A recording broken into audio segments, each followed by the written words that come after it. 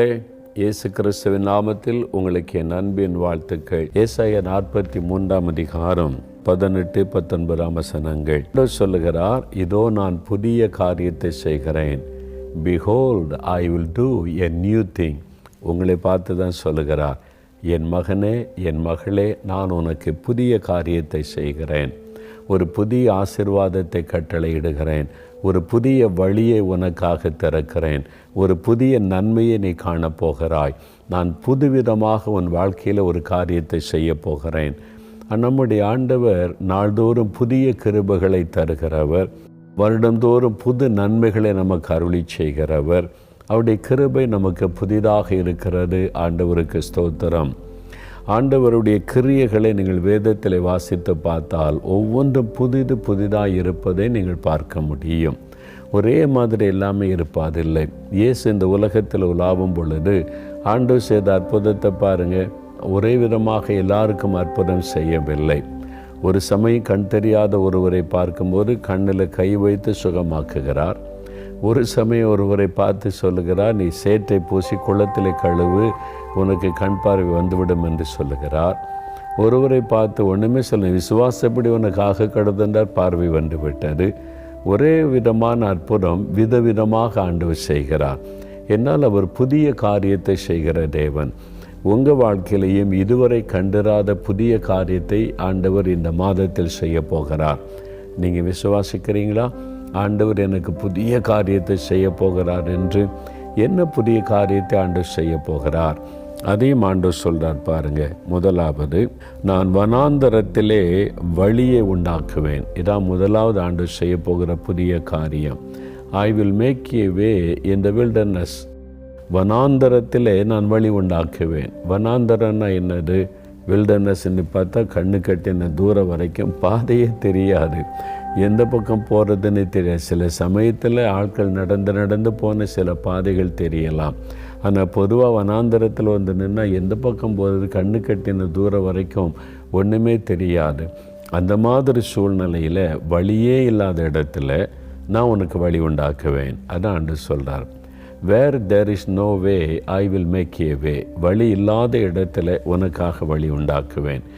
இன்றைக்கு உங்கள் வாழ்க்கையில் உங்களுடைய படிப்பு, உங்களுடைய வேலை, உங்களுடைய தொழில், உங்களுடைய குடும்ப காரியத்தில் ஒரு வழியுமே தெரிய மாட்டேங்குது. ஏதோ கண்ணை கட்டி காட்டில் விட்ட மாதிரி இருக்குது, வனாந்தரத்தில் நிற்கிற மாதிரி இருக்குது, எந்த வழியாக போகிறதுன்னு தெரில, எனக்கு ஒரு வழியும் திறக்கப்படலை அப்படின்னு நினைக்கிறீங்களா? ஆண்டவர் உங்களுக்கு ஒரு புதிய காரியத்தை செய்கிறார். வழி உங்களுக்காக திறக்கப்பட போகிறது. ஒரு வழியை உண்டாக்கி அந்த வழியில் உங்களை நடத்த போகிறார். அதுதான் ஆண்டவர் உங்களுக்கு செய்கிற ஒரு அற்புதம். நான் ஒரு சமயம் துபாய் தேசத்துக்கு ஊழியத்துக்கு போயிருந்தேன், அநேக ஆண்டுகளுக்கு முன்னால். அப்போது ஒரு சகோதரனை நான் சந்தித்தேன். இயேசுவின் மேலே அவருக்கு ரொம்ப அன்பு, அளவில்லாத ஒரு அன்பு.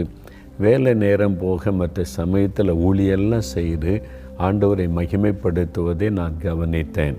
இயேசுவின் மேலே ஏன் இவ்வளோ பெரிய அன்பு, ஆண்டவருக்காக ஏன் இவ்வளோ வைராக்கியத்தோடு ஊழியெல்லாம் செய்கிறாங்க?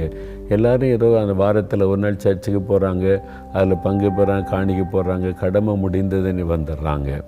இவர் அப்படி இல்லாமல் இயேசுக்காக என்ன செய்யலான்னு அவளோடு செய்கிறாரே. அதனால் நான் விசாரித்தேன். அப்போ அவருடைய வாழ்க்கையில் நடந்த ஒரு சம்பவத்தை சொன்னார். சில ஆண்டுகளுக்கு முன்னால் வேலை தேடி துபாய்க்கு வந்தார். அப்போது ஒரு டெம்பரரி விசா கொடுப்பாங்களாம் 3 மாதத்திற்கு. அவருடைய நண்பர் ஒருவர் மூலமாக துபாய் வந்து சேர்ந்துட்டார். 3 மாதத்துக்குள்ளே வேலை கிடச்சி வேலையில் ஜாயின் பண்ணிட்டா துபாயில் தங்க முடியும். ஆனால் அந்த 3 மாதத்துக்குள்ளே வேலை கிடைக்காட்டா ஊருக்கு திரும்பி வந்துடணும், அவ்வளவுதான், விசா முடிந்து போயிடும். அப்போ அவருக்கு ஒரு எதிர்பார்ப்போடு போயிருந்தார். ஆண்டவர் 3 மாதத்துக்குள்ளே வேலை தருவார்னு சொல்லி ஜெபம் பண்ணி பல வேலைகள் முயற்சி பண்ணினார். சில இன்டர்வியூக்கெல்லாம் போனார். ஒரு வழியும் திறக்கப்படவில்லை. நாட்கள் 1 மாதம் கடந்தது, 2வது மாதம் கடந்தது, 3வது மாதம் முடிய போகுது. இன்னும் 3 நாள் தான் இருக்குது. இப்போ வனாந்தரத்தில் நிற்கிற ஒரு சூழ்நிலை, ஒரு வழியும் தெரியலை. இன்னும் 3 நாளைக்குள்ளே வேலை கிடைக்காவிட்டால் இந்தியாவுக்கு திரும்பி விட வேண்டியது தான். அங்கே போய் என்ன பண்ணுறது? என் வாழ்க்கையே ஒரு சூனியமான ஒரு நிலைமை, ஒரு வழியும் திறக்கப்படாத ஒரு சூழ்நிலை. அப்படி கலங்கி நின்றபோது கடைசியாக ஒரு முயற்சி பண்ணலான்னு சொல்லி எமிரேட்ஸ் ஏர்லைன்ஸ் இருக்குல்ல, துபாயுடைய எமிரேட்ஸ் ஏர்லைன்ஸ், பெரிய கட்டடம், அது பிரம்மாண்டமாக இருக்கும். வெளியிலேருந்து பார்க்கவே அவ்வளோ மகிமையாக அவ்வளோ பிரம்மாண்டமாக அது இருக்கும், அவ்வளோ அழகாக. இவர் நேரம் அங்கே போய் ஒரு அப்ளிகேஷன் கொடுக்கலான்னு சொல்லி நேராக அந்த ஆஃபீஸுக்கு போகணும். அப்படியே அந்த ஆஃபீஸே அப்படியே சொல்லுவாங்களே சொர்க்க மாதிரி இருந்துப்பான்னு சொல்லி அந்த மாதிரி ரொம்ப அருமையாக இருந்தார். அவர் போய் ஒரு அப்ளிகேஷனை கொடுத்தார். அப்புறம் கொடுத்துட்டு வெளியே வந்தபோது அந்த கட்டடத்தை பார்த்தார். வாசற்படியில் நின்று பார்த்தார். ஆண்டவரே, இவ்வளோ பெரிய பிரம்மாண்டமான கட்டடம், பிரம்மாண்டமான ஆஃபீஸ், எனக்கு இதில் ஒரு வேலை கொடுக்கக்கூடாதா? உம்மாலே முடியுமே. இன்னும் 3 நாள் தான் இருக்குது அவருக்கு விசா முடிவதற்கு. இன்னொரு பக்கத்தில் அப்படியே ஒரு வேலை கிடைச்சாலும் ப்ராசஸ் ஆகி அவங்க இன்டர்வியூலாம் வச்சு எடுக்கிறதுக்கு சில நாட்கள் ஆகும். அதுக்குள்ளே விசா முடிஞ்சு போயிடுமே. எல்லா பக்கத்தில் நெருக்கம், வழி அடைக்கப்பட்ட ஒரு சூழ்நிலை, வழியே தெரியாத சூழ்நிலை. ஆனாலும் விசுவாசத்தோடு அந்த படியில் நின்று ஜெபித்தாரேன். இந்த ஆஃபீஸில் எனக்கு ஒரு வேலை கொடுங்க ஆண்டவரே, நான் உம்மை மகிமைப்படுத்துவேன். ஏன் எனக்கு வேலை தரக்கூடாது? இந்த இடத்துல இத்தனை பேர் வேலை செய்கிறாங்க, நாமுடைய பிள்ளை தானே, நீங்கள் சர்வலோகத்தின் ஆண்டவர் தானே, எனக்கே அங்கே ஒரு வேலை தரக்கூடாது, நீங்கள் தரணும் அப்படின்னு சொல்லிட்டு அந்த படியில் நின்று ஜெபம் பண்ணிட்டு வந்தாராம். நெக்ஸ்ட் டே அவருக்கு இன்டர்வியூக்கு கால் ஃபார் பண்ணிட்டாங்க. நெக்ஸ்ட் டேயே உடனே போனார். ஒரு இன்டர்வியூவில் அட்டன் பண்ணிட்டா இன்டர்வியூவில் சக்ஸஸ், செலக்ட் பண்ணிட்டோன்றாங்க. அடுத்த பிரச்சனை ஒரே நாள் தான் இருக்குது. அடுத்த ஒரே நாள் அது விசா முடிஞ்சிடும். அப்புறம் அங்கே இருக்க முடியாது. விசா ப்ராசஸ் பண்ணுறதுக்கு சில நாட்கள் ஆகும். வேலை கிடச்சிட்டு அப்படின்னு சொல்லி நீ விசாவுக்கு அவர் அப்ளை பண்ணி வரணுன்னா நாட்கள் ஆகும். அதுக்குள்ளே எல்லாம் முடிஞ்சு போச்சு, என்ன செய்கிறது? அடுத்த பக்கம் அவர் அவங்கள்ட்ட சொன்னார், சரி நீங்கள் செலக்ட் பண்ணிட்டீங்க, ஆனால் விசாவுக்கு எனக்கு ஒரு நாள் தான் இருக்குது, என்ன பண்ணுறதுன்னு கேட்டாங்க. அவங்க சொன்னாங்க, don't worry, we will take care, நாங்கள் பார்த்துக்குறோம், விசா காரியத்தில் நாங்கள் ஒழுங்கு பண்ணிடுறோம், நீங்கள் வேலையில் வந்து ஜாயின் பண்ணுறதை பாருங்கன்னு அனுப்பிட்டாங்க. எவ்வளோ பெரிய அற்புதம் இல்லை? ஆண்டவர் அந்த ஆஃபீஸில் வேலை கொடுத்து வேலை செய்யும்படி தேவன் திருவுளம் பற்றினார். வழி இல்லாத இடத்துல வழி திறக்கிற தேவன், வனாந்தரத்திலே வழி உண்டாக்குகிற தேவன். அவர் ஆச்சரியமாய் சொன்னார், நான் ஆண்டவரிடத்தில் வேண்டிக் கொண்டேன், கர்த்தர் ஆச்சரியமாய் வழி திறந்து அந்த ஆஃபீஸில் இன்றைக்கு நான் பணி செய்கிறேன். அதனால தான் இயேசு மேல் எனக்கு அளவில்லாத அன்பு, என்னால் முடிந்த ஊழியத்தை அவருக்காய் செய்து கொண்டிருக்கிறேன் என்பதாக. பிரியமானவர்களே, வேலைக்கு ஒரு வழியும் இல்லை. எனக்கு யார் எம்எல்ஏ கூட தெரியாது, மினிஸ்டர் ரெக்கமெண்டேஷன் கேட்குறாங்க, தெரிஞ்சால் யாராவது இருக்காங்களான்னு கேட்குறாங்க. யாரையுமே தெரியாதுன்னு நினைக்கிறீங்களா? இந்த மினிஸ்டர்ஸ் எல்லாம் உருவாக்குகிற ஒரு ஆண்டவர் இருக்கிறார். அவரை தெரியல உங்களுக்கு? அவர் தான் வாக்கு கொடுக்கிறார், நான் புதிய காரியத்தை உனக்கு செய்கிறேன், வனாந்தரத்தில் வழி உண்டாக்குவேன், வழி இல்லாத இடத்துல உனக்காக வழி திறப்பேன் ஆண்டு சொல்கிறார். வேலைக்காக இல்லாத வேலையை உங்களுக்காக உருவாக்கி தருவார். வழியே இல்லைன்னு எனக்கு அந்த இடத்துல வழி உண்டாக்குவார். அதுதான் ஆண்டவர், அதுதான் அவருடைய வல்லமை.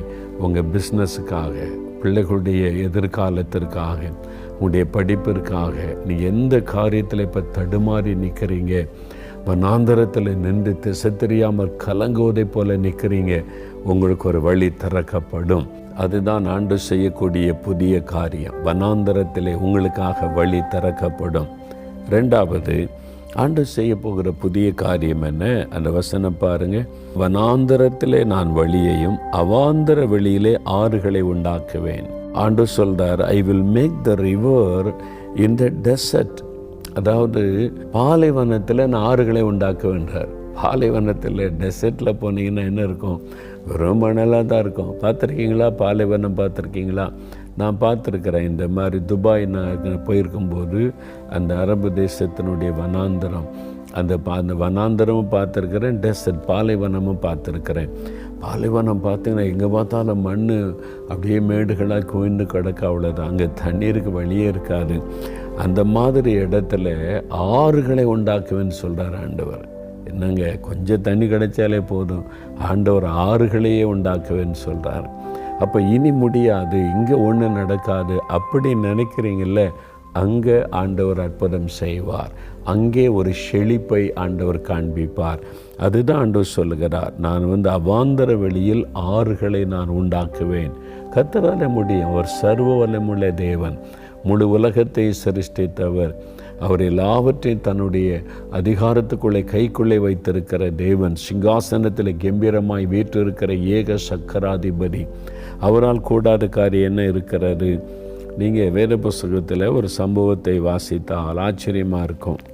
அதாவது 2 ராஜாக்கள் 3ஆம் அதிகாரத்தை நீங்கள் வாசிக்கும்போது அங்கே வந்து யூதாவின் ராஜாவும் இஸ்ரவேலின் ராஜாவும் ஏதோமின் ராஜாவும் ஒன்று சேர்ந்து அவங்க யுத்தத்துக்கு போகிறாங்க. மோவாபியருக்கு விரோதமாக யுத்தம் பண்ண போகிறாங்க. 3 தேசத்தினுடைய ராஜாக்கள், 3 தேசத்தினுடைய இராணுவம். அப்போ எத்தனை ஆயிரக்கணக்கான பேர் இருந்திருப்பாங்க பாருங்கள். அவங்க யுத்தம் பண்ண போனால் அங்கே தண்ணீர் இல்லை. அவங்க போன அந்த இடத்துல தண்ணீர் இல்லை. ஒரு பாலைவனம் மாதிரி வச்சுக்கிட்டுங்களேன், வனாந்தரம். தண்ணி இல்லை, தண்ணிக்கு தேடுறாங்க, தண்ணி இல்லை. எல்லாம் தண்ணி தாகத்தில் சோர்ந்து போகிறாங்க. இன்னும் கொஞ்ச நேரத்தில் தண்ணி தாகத்தில் மயங்கி விழுந்துருவாங்க. எப்படி எதிரியோடு யுத்தம் பண்ணி ஜெயிக்க முடியும்? ஆபத்தான சூழ்நிலை, ஒரு வழியும் தெரியலை. அப்போ கர்த்தருடைய தீர்க்கதரிசிங்க யாராவது இருக்கிறாங்களான்னு அந்த யூதா தேசத்தின் ராஜா யோசபாத்து கேட்கிறார். அப்போ அவங்க எலிசா என்கிற தீர்க்கதரிசி கூட்டிகிட்டு வர்றாங்க. அவர் வந்த பொழுது கர்த்தருடைய ஆவியானவர் அவர் மேலே இறங்கி தீர்க்க தரிசனமாக ஒருத்த வார்த்தை சொல்கிறார் பாருங்க. 2 ராஜாக்கள் 3ஆம் அதிகாரம் 16-17 வசனம். அவன் கர்த்தர் உரைக்கிறது என்னவென்றால், இந்த பள்ளத்தாக்கிலே எங்கும் வாய்க்கால்களை வெட்டுங்கள். நீங்கள் காற்றையும் காண மாட்டீர்கள், மழையையும் காண மாட்டீர்கள். ஆனாலும் நீங்களும் உங்கள் ஆடு மாடுகளும் உங்கள் மிருக ஜீவன்களும் குடிக்கும்படிக்கு இந்த பள்ளத்தாக்கு தண்ணீரால் நிரப்பப்படும் என்று கர்த்தர் சொல்லுகிறார். இது கர்த்தரின் பார்வைக்கு அற்பமான ஒரு காரியம். ஐயா, இந்த இடம் பாருங்கள், இது ஒரு பாலைவனமாக இருக்குது, இங்கே தண்ணிக்கு வழி இல்லை. இங்கே வாய்க்காலை வெட்டுனா தண்ணி வருமா? அதில் உங்கள் காரியம் இல்லை. நீ வாய்க்காலை வெட்டு, உன் வேலையை நீ செய். நீங்கள் காற்றையும் காண மாட்டீங்க, மழையும் காண மாட்டீங்க. சில்லுன்னு காற்று அடிக்குது, நம்ம மழை வரும் அப்படின்னு சூழ்நிலை வரணும்ல. இல்லை, காற்றையும் பார்க்க மாட்டீங்க, மழையும் காண மாட்டீங்க. ஆனால் தண்ணீரினால் இந்த வாய்க்கால் நிரப்பப்படும். இது கர்த்தருக்கு அற்பமான ஒரு காரியம். நீங்கள் நினைக்கலாம் அவ்வளவுதான், இதில் எங்கே தண்ணி கிடைக்கும்? வழியே இல்லை. சரி, அப்படி வாய்க்காலை வெட்டினாலும் கஷ்டப்பட்டு வெட்டினா தண்ணி வர்றதுக்கு என்ன வழி இருக்குது? மழை பெய்யறக்குரிய அறிகுறியே இல்லையே, அப்புறம் எப்படி? அது ஆண்டவர் சொல்கிறார்ல, நீங்கள் காற்றையும் பார்க்க மாட்டீங்க, மழையும் பார்க்க மாட்டீங்க, ஆனால் தண்ணீரால் நிரப்பப்படும். அவ்வளோதான். நீ செய்ய வேண்டியதை நீ செய், நான் செய்ய வேண்டியதை நான் செய்கிறேன். ஆண்டவர் சொல்லுகிறார், புதிய காரியம், நியூ திங். இது கிரகிக்க முடியாத காரியம். யோசித்து பாருங்கள், இதை நம்ப முடியாத காரியமாக இருக்குது. எப்படிங்க ஒரு வழியும் இல்லாத இடத்துல ஒரு வாய்க்காலை வெட்டினா அது எப்படி தண்ணீரால் நிரப்பப்படும்? 3 இராணுவ வீரர்கள், குதிரைகள், மிருக ஜீவன்கள் அதெல்லாம் தண்ணி குடிக்கணும். எல்லாத்துக்கும் நீங்கள் தண்ணி நான் தருவேன்னு ஆண்டவர் சொல்கிறாரு. அதுதான் ஆண்டவர் செய்கிறார். புதிய காரியம் உங்களுக்கு ஆண்டவர் செய்வார். அவங்க உடனே சரி, கர்த்தர் சொல்லிட்டார், நீ வாய்க்கால்களை வெட்டினாங்க. அப்போ ஆண்டவர் பாருங்கள், தண்ணீரினால் நிரப்பினாராம். 20ஆம் வசனம், தேசம் தண்ணீரால் நிரம்பிற்று. ஆண்டவர் சொன்ன மாதிரியே செய்துட்டார். இதுதான் புதிய காரியம். மழையும் காற்றும் இல்லை, மழையும் இல்லை, தண்ணீர் வந்து நிரம்புது. எப்படி? இயற்கைக்கு மேற்பட்ட காரியத்தை செய்கிற தேவன். நீங்கள் சூழ்நிலையை பார்த்துக்கிட்டு இருக்கீங்க. ஆண்டவர் சொல்கிறாரு, இது எனக்கு அற்பமான காரியம். உன் கடன் பிரச்சனையா இவ்வளோ பெருசாக இருக்குதா? வியாதி இவ்வளோ கொடூரமாக இருக்குதா? இந்த மாதிரி வாசல் அடைக்கப்பட்டு இருக்குதா? ஒரு வழியும் இல்லை, ஒன்றும் பண்ண முடியாதுன்னு நீ நினைக்கிறியா? என்னால் முடியும். நீ செய்ய வேண்டியது வாய்க்காலை வெட்டு, அதை நிரப்ப வேண்டியது என்னுடைய பொறுப்பு. அநேக ஆண்டுகளுக்கு முன்பாக இயேசுடிக்கா ஊழியத்தில் நிறைய தேவைகளினால் நெருக்கப்பட்டு அந்த பண தேவைகள் ஒவ்வொன்றுக்கும் காசு கேட்டான்ல. பத்திரிக்கை பிரிண்ட் பண்ணால் அதுக்கு காசு கொடுக்கணும், மிஷினரிகளுக்கு பணம் அனுப்பணும். அப்போ அந்த நாட்களில் ரேடியோ ஊழியம் இருந்தது. ரேடியோவில் செய்தி சொல்லுவார், அதுக்கு பணம் கட்டணும். பலவிதமான ஊழியங்கள், எல்லா தேவைகள், ஊழியத்தில் இருக்கிறவங்களுக்கு சம்பளம் கொடுக்கணும். அப்போ இதெல்லாம் நெருக்கடியான சூழ்நிலை.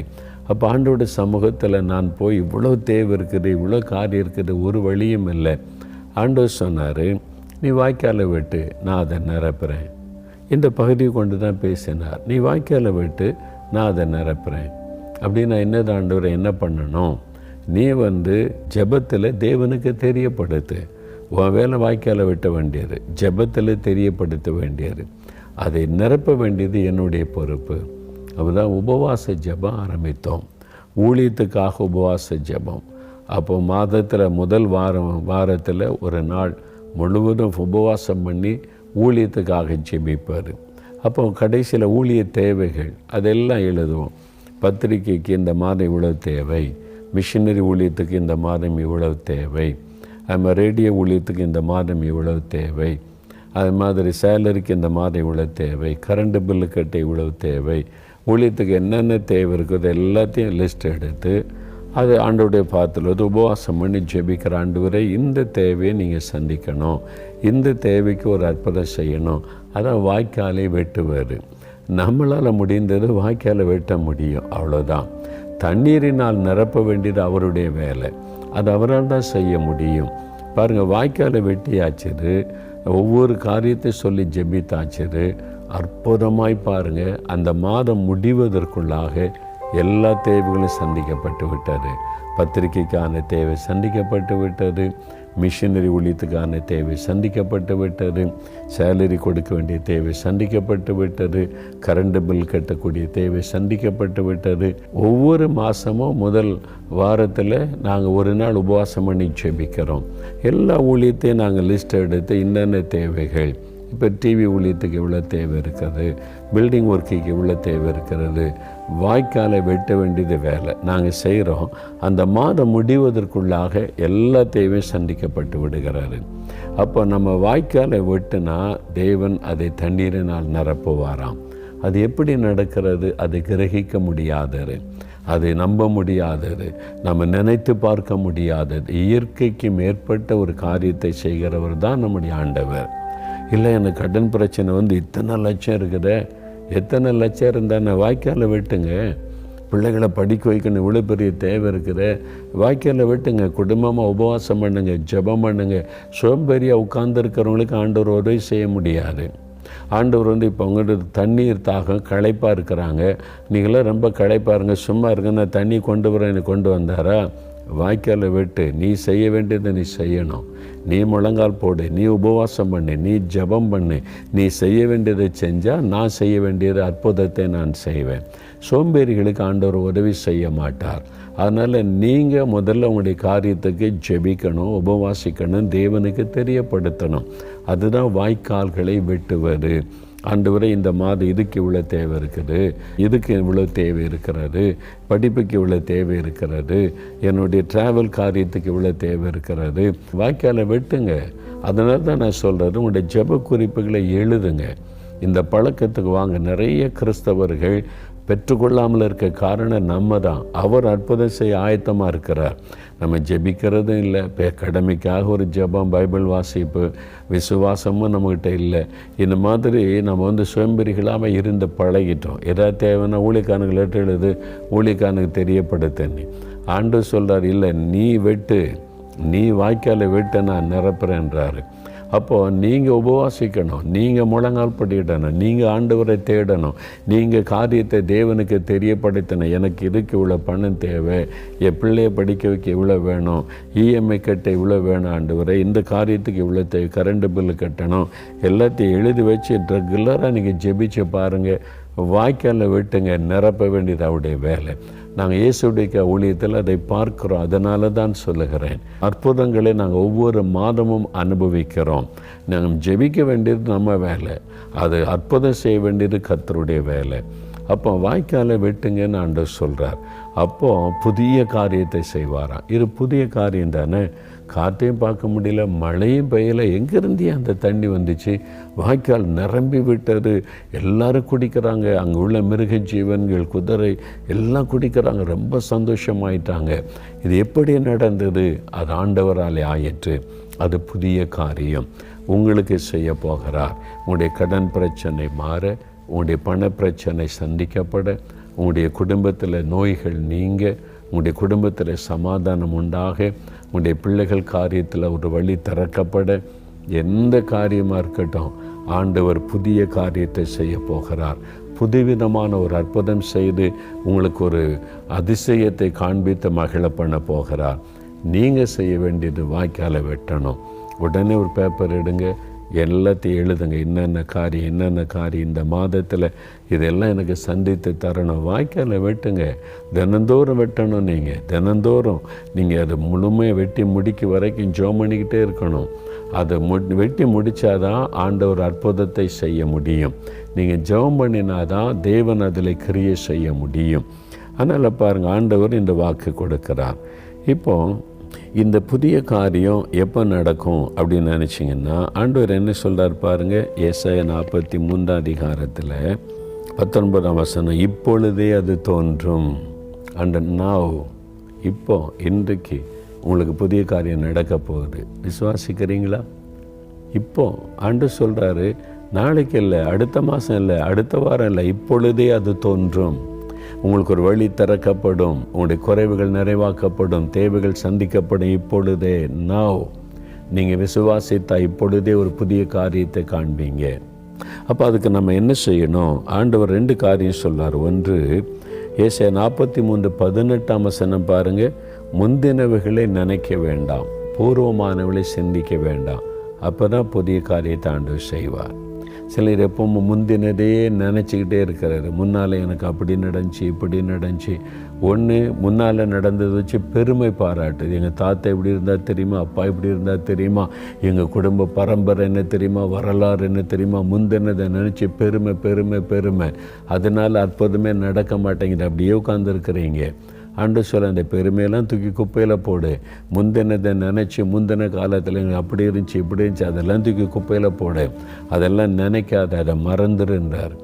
இன்னொரு பக்கத்தில், முன்னால் என்னை இப்படி ஏமாற்றிட்டாங்க, வஞ்சித்துட்டாங்க, முன்னால் இப்படி கஷ்டப்பட்டு போனேன், நான் ரொம்ப ஒரு வேதனை, அப்படியே தோல்வி அடைஞ்சிட்டேன், அவமானப்பட்டு போனேன். முந்தின தோல்வி, முந்தின ஏமாற்றம், முந்தின வேதனைகளை நினச்சி அதில் சோர்ந்து போகிறாரு. இந்த 2மே தப்பு. ஆண்டு சொல்றார், முந்தின காரியத்தை நினைச்சு பெருமை பேசாத, அதையும் மறந்துரு. முன்னால் ஏற்பட்ட தோல்விகள், ஏமாற்றங்கள், வாழ்க்கையிலே விரக்திகள், நீங்கள் பாதிப்புகள், அதெல்லாம் ஆண்டோடைய பாதத்தில் வச்சுட்டு மறந்துடுங்க. நீ முந்தினதை நினைக்கக்கூடாது, முந்தினதை நீ மறந்துடணும்.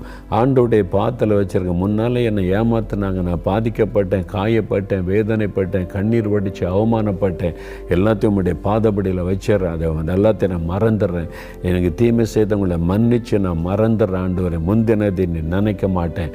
அவன் எனக்கு இப்படி பண்ணிட்டான், இவ எனக்கு இப்படி பண்ணிட்டா, இவங்க எனக்கு துரோகம் பண்ணிட்டாங்க, இப்படியே நினச்சே நீங்கள் ஆசீர்வாதத்தை இழந்து போகிறீங்க. ஆண்டவர் சொல்கிறார், அதெல்லாம் மறந்துருன்றார். ஆண்டோடைய பாத்தில் வச்சுட்டு மறந்துருங்க, அதையே நினைக்காதங்க. அப்போ தான் ஆண்டவர் புதிய காரியம் செய்ய முடியும். முந்தினதை நினைக்காம, பூர்வமானதை சிந்திக்காமல், அதெல்லாம் நீங்கள் ஆண்டவர் பாத்தில் வச்சுட்டு மறந்து போனீங்கன்னா தான் புதிய ஆரம்பம், புதிய ஆசீர்வாதம், புதிய வழிகள், புது நன்மைகளை நீங்கள் காண்பீங்க. 2வது 22வது வசனத்தில் ஆண்டவர் சொல்கிறாரு, யாக்கோபே, நீ என்னை நோக்கி கூப்பிடவில்லை, இஸ்ரவேலே, நீ என்னை குறித்து மனம் சலித்து போனாய். என்னை நோக்கி நீ கூப்பிடலையே, மனம் சலிச்சிட்ட. என்னப்பா, ஆண்டவரை நம்பி ஆண்டவரை தேடி நீ சலித்து கொள்ளுகிறாய், இதுவரை ஒன்று நடக்கலையே, நேரம் அவமான நிந்தை வேதனையில் தான் இருக்கிறேன்னு சொல்லி மனம் சலித்து கொள்ளுகிறாய். ஆண்டவர் சொல்கிறார், என்னை நோக்கி கூப்பிடு.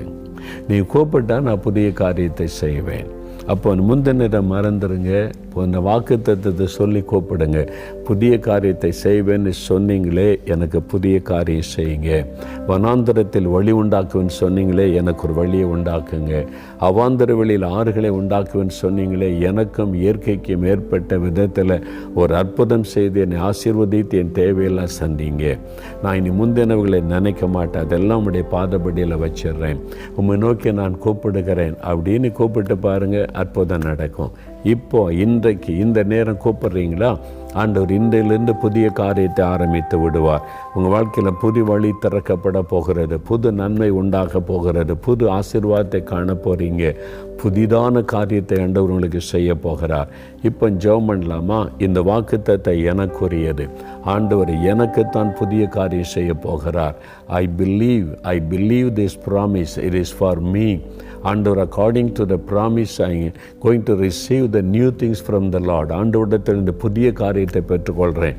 ஒரு எதிர்பார்ப்போடு ஜெபிக்கிறீங்களா? உங்களுக்கு புதிய காரியத்தை ஆண்டவர் செய்வார். நாம் ஜெபிக்கலாம். தகப்பனே, இந்த வார்த்தைகளை கேட்டு என்னோடு இணைந்து ஜெபிக்கிற இந்த சகோதரன், இந்த சகோதரி, இந்த தாயார், தகப்பனார், வாலிப தம்பி, சிறு பிள்ளைகள் எல்லாருடைய ஆசீர்வாதத்திற்காக ஜெபிக்கிறேன். நீர் வாக்குத்தத்தம் பண்ணினவர், வாக்கு மாறாதவர், சொல் தவறாதவர். நீர் வாக்கு கொடுத்தபடி புதிய காரியத்தை செய்து மகிழ பண்ண விரும்புகிறீர். புதிய நன்மைகளை இந்த பிள்ளைகளுக்கு கொடுக்க விரும்புகிறீர். அதற்காக முந்தினவைகளை நினைக்காதபடி உம்முடைய பாதபடியில் வைத்து விடுகிறோம். இனி முந்தின காரியத்தை நினைத்து பெருமை பாராட்டாதபடிக்கும், சோர்ந்து மறந்து போகாதபடிக்கு உம்முடைய பாதத்தில் வைக்கிறோம். அதை மறந்து போக கர்த்தர் கிருபை தாரும். இதோ நீர் புதிய காரியத்தை செய்கிறீர். வனாந்தரத்திலே வழி உண்டாக்குகிற தேவன், அவாந்தர வழியில் ஆறுகளை உண்டாக்கி செழிக்க பண்ணுகிற தேவன், நீர் வாக்கு கொடுத்தபடி இந்த மகனுக்கு இந்த மகளுக்கு புதிய காரியத்தை செய்யும். புது வழிகள் திறக்கப்படுவதாக, புதிய நன்மைகள் உண்டாவதாக, புதிய அபிஷேகத்தின் வல்லமை அவளுக்குள் பெருகுவதாக, புதிய ஊழியத்திற்கான வாசல்கள் திறக்கப்படுவதாக, பிள்ளைகளுடைய வாழ்க்கையிலே புதிய காரியம் நடப்பதாக, வேலைக்காக, தொழிலுக்காக, குடும்பத்தின் ஒவ்வொரு காரியத்திற்காக புதிய நன்மைகளை தாரும். புதிய ஆசீர்வாதங்களை கட்டளையிடும். வனாந்தரத்திலே வழி திறக்கப்படட்டும். வழி இல்லாத இடத்தில் வழி உண்டாக்குவேன் என்று சொன்னீரே. பிள்ளைகளுடைய வேலைக்காக, திருமண காரியம், கற்பத்தின் ஆசீர்வாதம், நன்மைகளுக்காக புதிய வழி திறக்கப்படட்டும். புது நன்மைகளை காணட்டும். இயேசு கிறிஸ்துவின் நாமத்தில் புதிய காரியம் உண்டாவதாக. அவாந்தர வழியில் ஆறுகளை உண்டாக்குவேன் என்று சொன்னீரேன். உம்முடைய பிள்ளைகள் வாய்க்கால்களை வெட்டுகிறார்கள். ஆண்டவரே, பிள்ளைகளுடைய படிப்பின் தேவைகள் சந்திக்கப்படட்டும். இந்த ஆஸ்பத்திரி தேவைகள் சந்திக்கப்படட்டும். இந்த குடும்ப தேவைகள் சந்திக்கப்படட்டும். ஒவ்வொரு காரியத்திலும் நாங்கள் அற்புதங்களை காணும்படி புதிய காரியத்தை செய்தருளும். இயேசு கிறிஸ்துவின் நாமத்தில் நாங்கள் வாய்க்கால்களை வெட்டுகிறோம். நான் வெட்டுகிறேன், அதை நீ தண்ணீரினால் நிரப்புகிற தேவன். இந்த தேவைகளை சந்தியும், இந்த குறைவுகளை நிறைவாக்கும், இந்த காரியத்தில் ஒரு அற்புதம் செய்யும், புதிய காரியத்தை செய்வேன் என்ற வாக்குத்தத்தத்தின் ஆசீர்வாதம் உண்டாகட்டும். இன்றைக்கே செய்வேன், இப்பொழுதே அது தோன்றும் என்று சொன்னீர். இயேசு கிறிஸ்துவின் நாமத்தில் இப்பொழுதே அந்த புதிய காரியம் என் வாழ்க்கையில் ஆரம்பிக்கட்டும். அந்த புதிய நன்மை என் வாழ்க்கையில் உண்டாகட்டும். என் குடும்பத்துக்குள்ள நான் செய்கிற தொழிலில், வேலையில், எல்லாவற்றிலும் புதிய காரியம் நடப்பதாக. இப்பொழுதே தோன்றும் என்ற வார்த்தையின்படி இப்பொழுதே தோன்றட்டும். இப்பொழுதே வழி திறக்கப்படட்டும். இப்பொழுதே அற்புத சுகம் உண்டாகட்டும். இப்பொழுதே ஆசீர்வாதங்களை காண செய்யும். உம்மை நோக்கி நான் கூப்பிடுகிறேன். இயேசு கிறிஸ்துவின் நாமத்தில் புதிய காரியம் நடக்கட்டும். தகப்பனே, யார் யார் விசுவாசத்தோடு ஜெபித்தார்களோ அத்தனை பிள்ளைகளுக்கும் இந்த வாக்குத்தத்தத்தின் ஆசீர்வாதம் உண்டாகிறதற்காக உமக்கு ஸ்தோத்திரம். இன்று முதல் புதிய காரியத்தை உம்முடைய பிள்ளைகள் காணப்போகிற அன்பிற்காக ஸ்தோத்திரம், ஸ்தோத்திரம். உமக்கே மகிமை செலுத்துகிறோம். ஒரு புதிய காரியத்தை உம்மிடத்திலிருந்து நாங்கள் எதிர்பார்க்கிறோம். இயேசு கிறிஸ்துவின் நாமத்தில் ஜெபிக்கிறோம் பிதாவே. ஆமேன், ஆமேன். ஆண்டவர் ஜெபத்தை கேட்டார், புதிய காரியத்தை செய்து விட்டார். விசுவாசத்தோடு புதிய காரியத்தை தேவனிடத்திலிருந்து எதிர்பாருங்கள். ஒவ்வொரு நாளும் இந்த வாக்குத்தத்தத்தை சொல்லி ஜெபிங்க. ஒவ்வொரு நாளும் புதிய புதிய புதிய நன்மைகள், ஆசீர்வாதங்களை ஆண்டவர் தந்து கொண்டே இருப்பார். கர்த்தருடைய ஆசீர்வாதம் உங்களோடு இருப்பதாக. ஆமென்.